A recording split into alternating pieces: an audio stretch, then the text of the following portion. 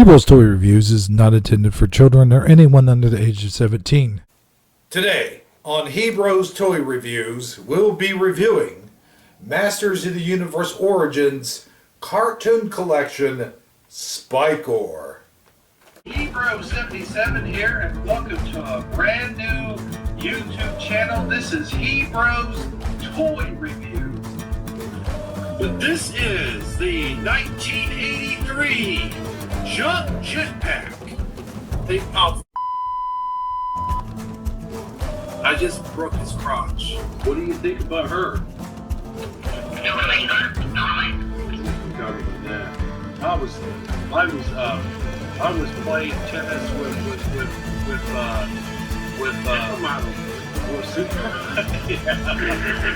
some games. And this is the owner, Daniel.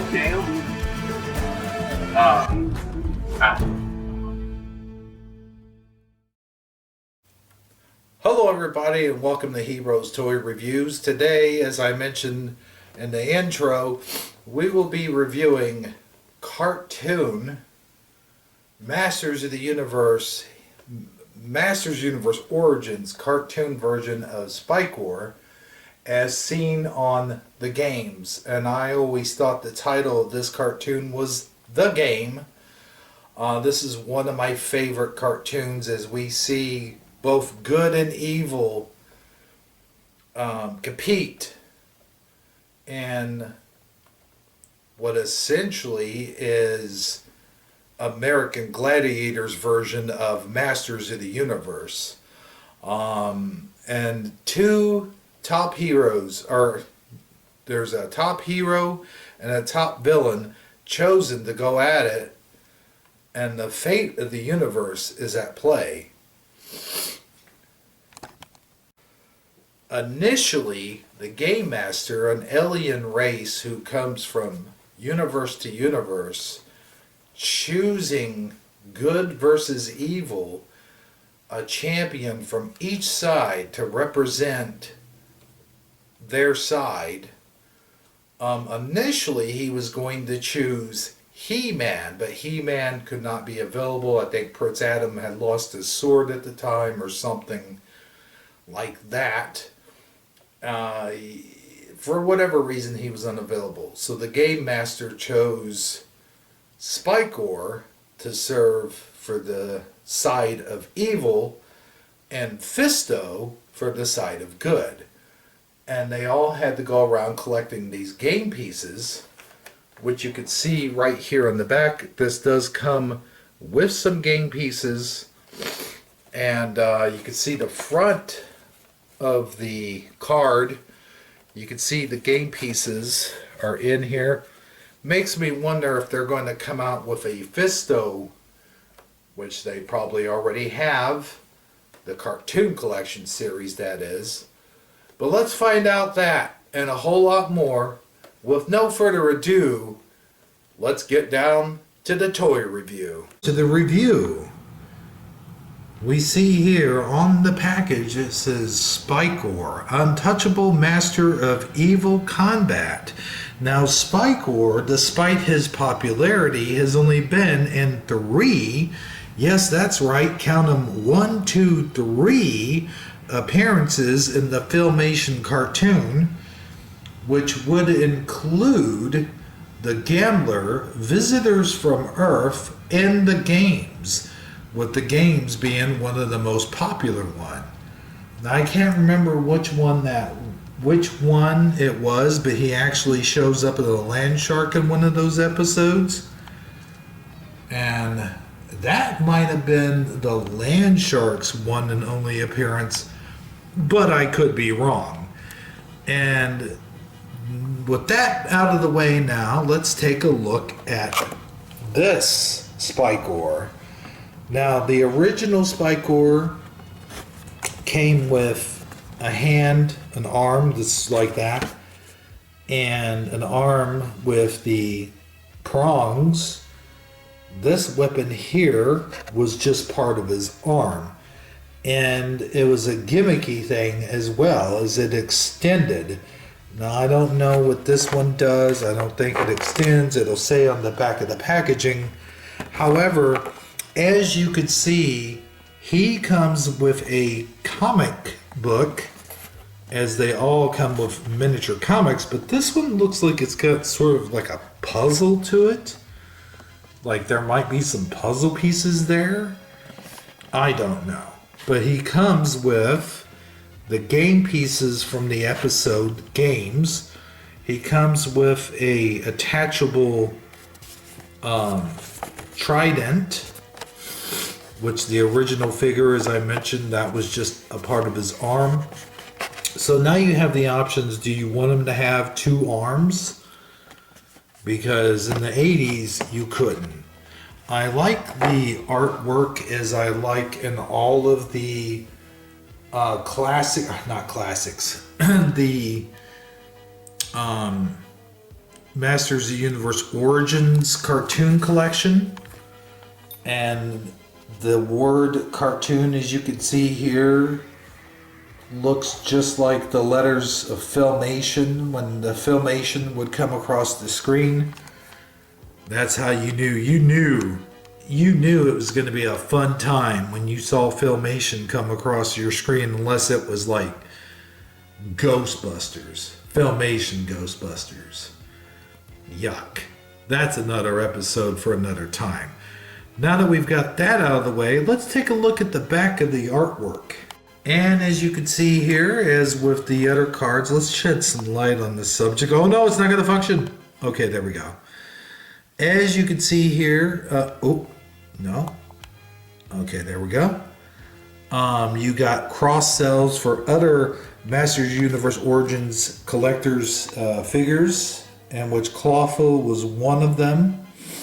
And that'll be our next review. So here it shows you includes red game piece, but I think I also see the yellow game piece in there as well.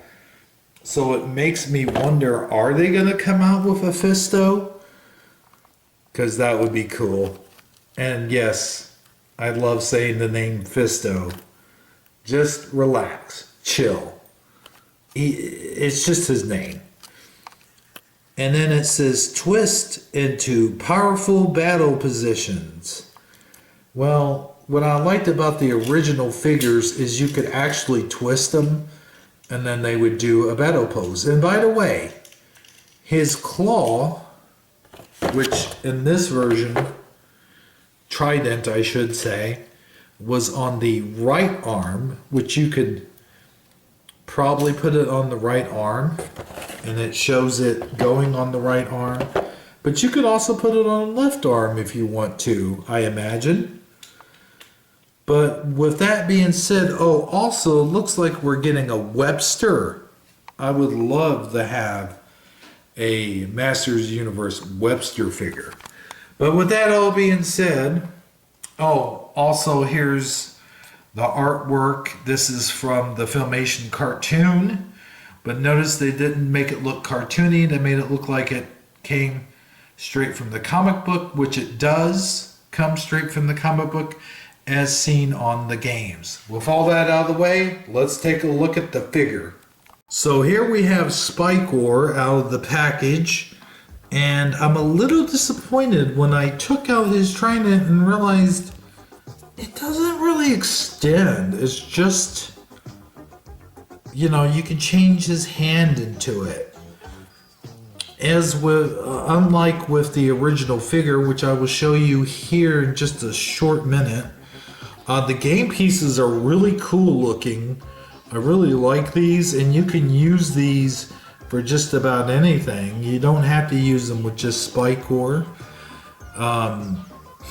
You got the red game piece. Let me get a good look at that. And the yellow game piece. Both these game pieces, one's for good, one's for evil. They had to get one of each. Or so, I'm sorry, like, what was it, 10 of each, 5 of each, I forget. But anyway, so you can see he looks really cool here. And compared with the original figure, which I realized they weren't going for that, they're going with the cartoon look. It's original, so I got to give it points where points are due. You got, instead of all purple or a dark purple, see, you have dark purple for his body, and then he has sort of like a light blue tinge on the going down the front here as it continues around to the back. And then you have like a lighter purple for his arms and his legs. You have an orange belt, which the original figure is like a reddish or maroon belt. You still have those cool, crazy looking teeth. The head's not quite as wide, but it does have the spikes protrude out more. You got less spikes on the body, which I am not really digging too much, but kind of cool because there's some spacage in between here. But also there is some space in between here, which really is a huge issue. I mean, his defense would be really weak, considering his spikes are supposed to be like his spike body armor is like the main thing that makes the figure sort of like protect himself. So you do have that. You do still have his yellow eyes, which is cool. And instead of going with brown boots this time around, they went with black boots and a black little, what do they call those doohickeys? I don't know. But the belt, it's just plain. Like on the original figures, the belts all had like little, I don't want to call them studs or anything, but they had like little things in them that made them stand out more, made them more realistic, in my opinion. Of course, they are going for cartoon quality here, and as you can see, it's the same way all the way around. Of course, these figures have better articulation. You can take their arms and legs off and switch them with other arms and legs. And now, let's do a figure comparison. Now, this is my original Spikor. I have fixed the legs. He's missing one of his arms, and it's not just because it popped off, but I found it like this in the box today.